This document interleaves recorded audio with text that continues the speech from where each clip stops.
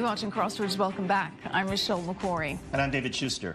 President Trump is dismissing Monday's indictment against his former campaign manager, Paul Manafort, and another associate of Manafort's. Trump's former campaign advisor, George Papadopoulos, also pleaded guilty to lying to the FBI. The charges are the first in Special Counsel Robert Mueller's investigation into alleged Russian collusion. Earlier on this day, the president tweeted, quote, "Sorry, but this is years ago, before Paul Manafort was part of the Trump campaign. But why aren't crooked Hillary and the Dems the focus?" Mr. Trump followed that up by also saying, quote, "There is no collusion." Now, late on Monday, White House Press Secretary Sarah Sanders echoed the president's comments during the White House daily press briefing. The real collusion scandal, as we've said several times before, has everything to do with the Clinton campaign, Fusion GPS, and Russia. There's clear evidence of the Clinton campaign colluding with Russian intelligence to spread disinformation and smear the president to influence the election. Let's discuss the legal action on this day with Tom Borelli, contributor at the Conservative Review, and Robin Byro, field director for the Fulton County Democratic Party. Tom, I got to believe that everybody who was a foreign policy advisor to the Trump campaign is now lawyering up simply because this George Papadopoulos had the unfortunate circumstances of meeting somebody who we thought might have some information from the Russians about Hillary Clinton. Well, certainly news from the day is you don't lie to the FBI. I think that's pretty clear. If you do that, they will indict you. He pleaded guilty. What I find most interesting, though, is the whole timing of this issue. Papadopoulos pleaded guilty weeks ago, and yet today, Mueller decides to include his guilt as well as the indictment to make the news about Papadopoulos and not about Paul Manafort, who there was in that indictment. There was no news on Donald Trump. The campaign, Russia isn't mentioned, Trump isn't mentioned, the campaign isn't mentioned. To your point, this happened years ago. So I think Mueller is playing kind of cute with the public relations game. Robin, how about it? I mean, he didn't have to announce George Papadopoulos on this day. It seems like this was part of some PR effort. I see the point that the other panelist makes, but frankly, this was not going to be much news about Manafort. The Papadopoulos story it's the first clear indication that we may actually have seen collusion here with the Trump campaign and Russia. There was breaking news today. Some court documents were just unsealed, I understand, that showed that they were actually considering taking Russia up on an invitation to travel there to discuss some of these thousands of damaging emails that they had against Hillary Clinton. If that's not collusion, I'm not sure what is. Well, Tom, is it collusion? I mean, lying to the FBI is certainly a very big deal. But is that any different from the opposition research that the Clinton campaign was doing when they founded the GPS, the Fusion GPS Trump dossier? Is there a difference there? Well, I think certainly with Fusion GPS, I think we need a special counsel to investigate Mueller and the whole Clinton campaign and Bill and the whole crew, especially with Uranium One and Fusion One. But again, look, if you were Mueller, what you really wanted was a big fish, and Manafort was a big fish because, after all, he was not only head of the campaign for a few months, but at the end of the day, if there was anyone who had any involvement with Ukraine or Russia, it would have been him because he had represented them for years. So they invaded his house and they came up with, oh, he cheated on his taxes. That's what they claim. So again, there had to be a big disappointment that Manafort, the individual with all the connections overseas, they didn't come up with anything. Robin, this was also, in terms of the Manafort case and the Rick Gates case, his assistant, this was something that the FBI prosecutors had been investigating long before Robert Mueller became the special counsel. Isn't this Mueller essentially riding in at the end and kicking the extra point after a touchdown had already been scored by somebody else? You better believe it. And the thing that surprised me the most about this is that with these investigations, they tend to go for the small fish first. So I was actually somewhat surprised that we got Manafort today. And I understand the point that this was years ago, but I thought we would get some smaller fish, like I say, and then build up to some of the big guys.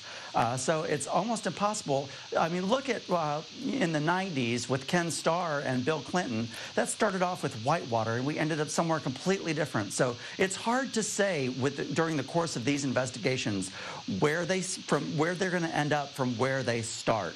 And I fully expect them to investigate some Democrats going back to the Fusion GPS and the uranium deal.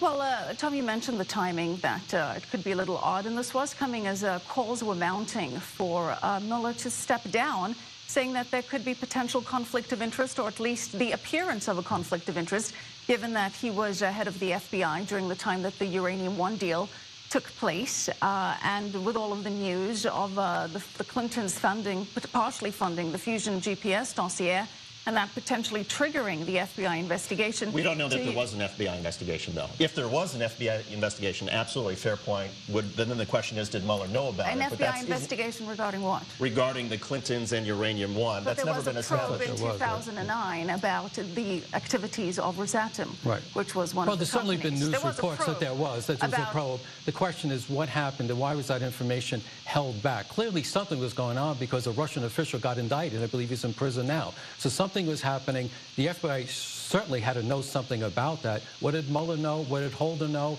What did Clinton know? These are really important issues that I think all Americans really want to find out. And Robin, you would agree that if in the course of investigating any issue, whether it's Mueller who's have to explain what he knew at the time about his own FBI, or whether it's the Clintons, or whether it's somebody in the Trump orbit, that you have to be honest to the federal investigators from the start. Otherwise, you get in trouble. And I almost sort of wonder if Paul Manafort, perhaps a year ago, had said, look, maybe I didn't file my tax returns properly, or maybe I didn't disclose some of the money that I made from Ukraine properly, there might have been a different outcome.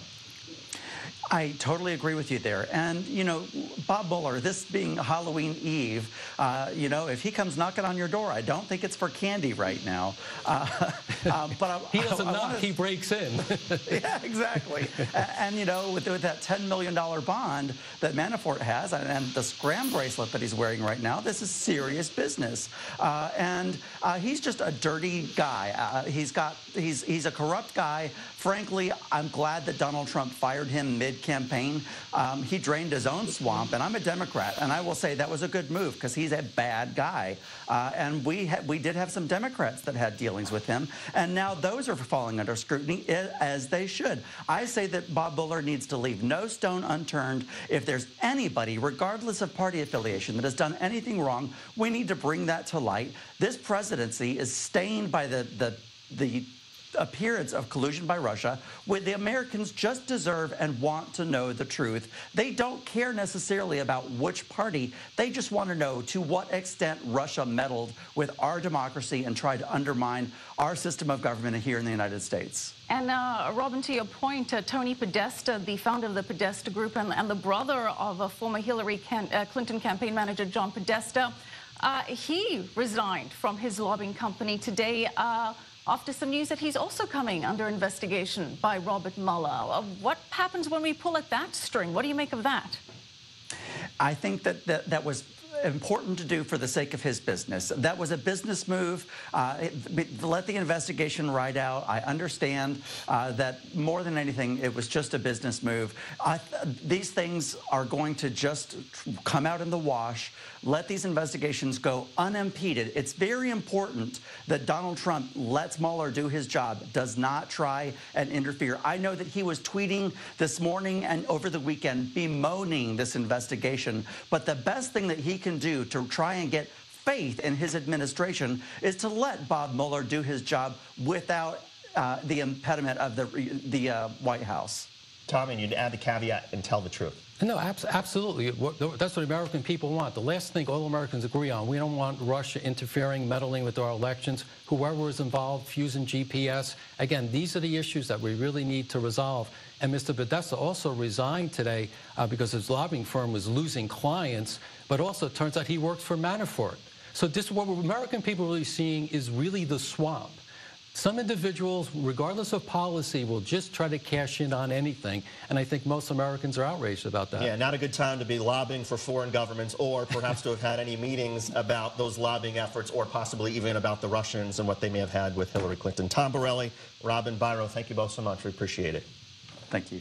All right, still ahead, a murder mystery gripping the Navy. Was a member of the